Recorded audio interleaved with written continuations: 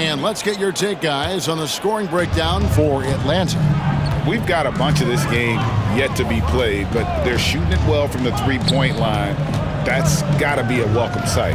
Well, whether the defense is inviting these shots or not, it's been great in the mid-range. And so producing from there, that bodes well. Tatum and Horford man the post position.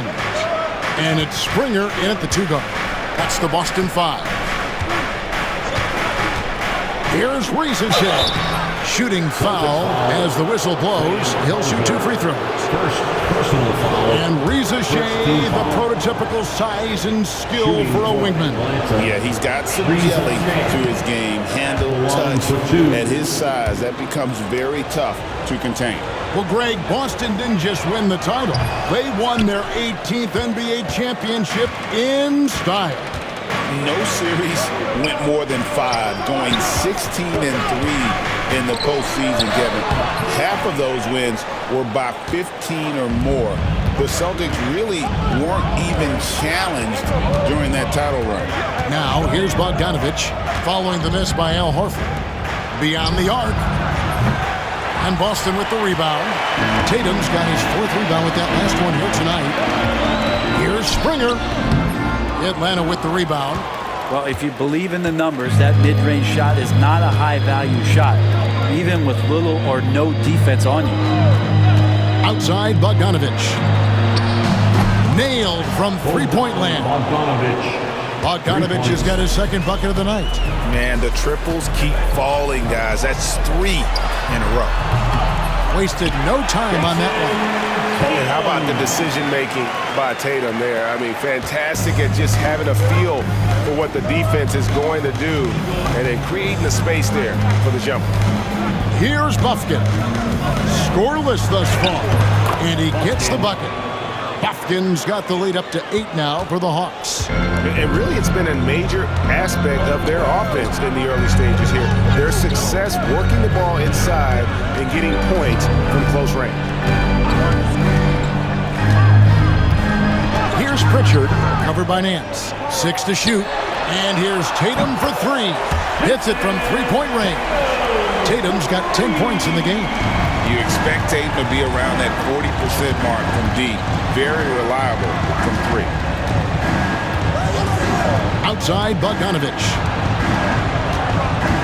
Shot on the wing. Not enough on that one as it misses. His touch from mid-range, and that's almost always good. That won't shake his confidence. Springer can't get it to go.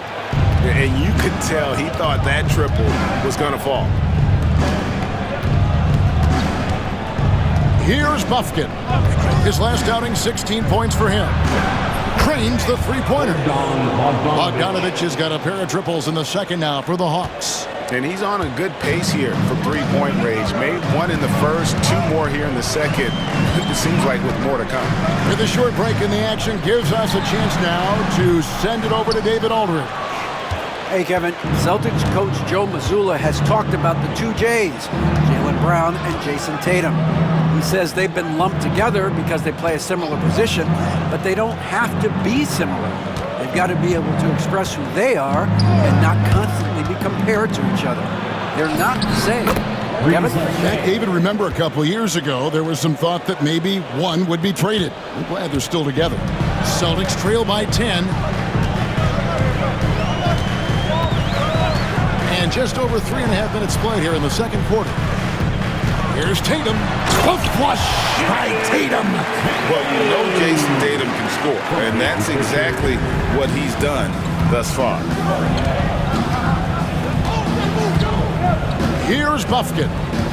Taking a look at his stats, he's averaging around 7.5 points a game. Bogdanovich, no luck. And for Atlanta, they come in off a good outing against the Chicago Bulls. Yeah, it was all hands on deck. Helps to get points off the bench when you're on the road. Yeah, I saw the box score of that game the next day, and I thought, wow, that's a huge scoring night. Pretty impressive stuff there. Now, Risacher, after Jason Tatum missed on that last three-pointer. Outside, Bogdanovich. Cans it from downtown. Bogdanovich has got 9 points now in the quarter. The NBA scoring explosion, Brent, hasn't slowed down. We're getting record-setting offenses, it seems like, every single season.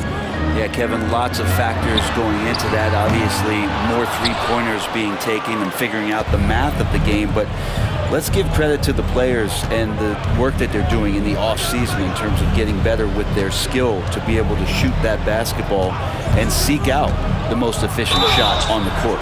And that'll be 2 free throws coming up. Officials on the call with the foul. Greg, since making it to the Eastern Conference Finals in 2021, the Atlanta Hawks haven't been that good. And it was hard to tell if that was a Cinderella run at the time, but Kevin, looking like that might have been the outlier. The Hawks took some risks to get back there, but it just hasn't worked. GA, these Boston Celtics are unquestionably a top-tier offensive unit. Stupendous shooting, excellent instincts with the ball. Yeah, they are a model offense in many ways, making it tough for many teams to keep up with them. And a whole new group out on the floor for the Celtics. And Atlanta will go for a different look here. Clint Capella, he's checked in for Okongwu. Jalen Johnson comes in for Larry Nance. DeAndre Hunter, he's checked in for Reza Shea. And Daniels subbed in for Bogdanovich. And so it's Atlanta with it, following Porzingis' 3. Here is Daniels, light covering. Johnson with a screen on Holiday. The Hawks need to get off a shot here. Pass to Daniel. Shoots the 3. Jaylen Brown with the rebound.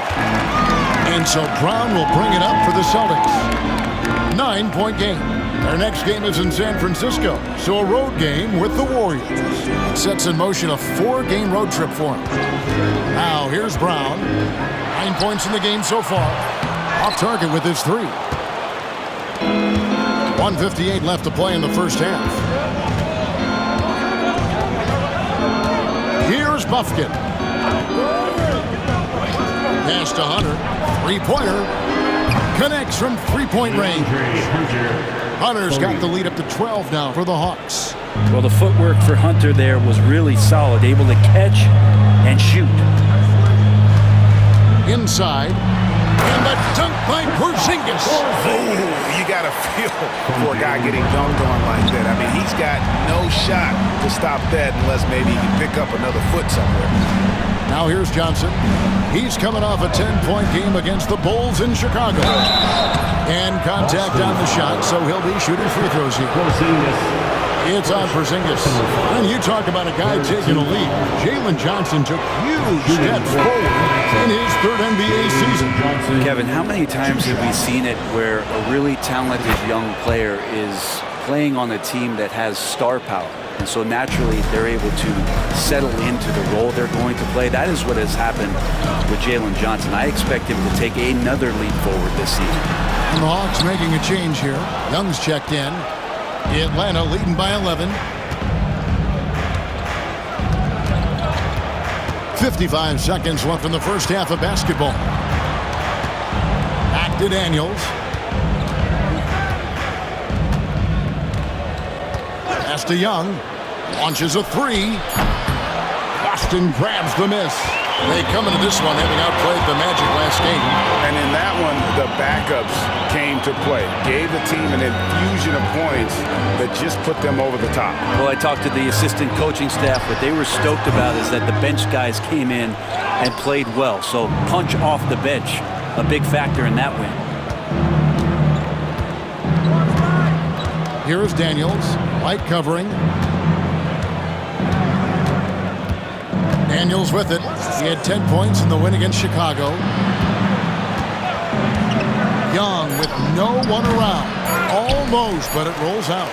I didn't see that miss coming. I mean, he's usually been money from that range.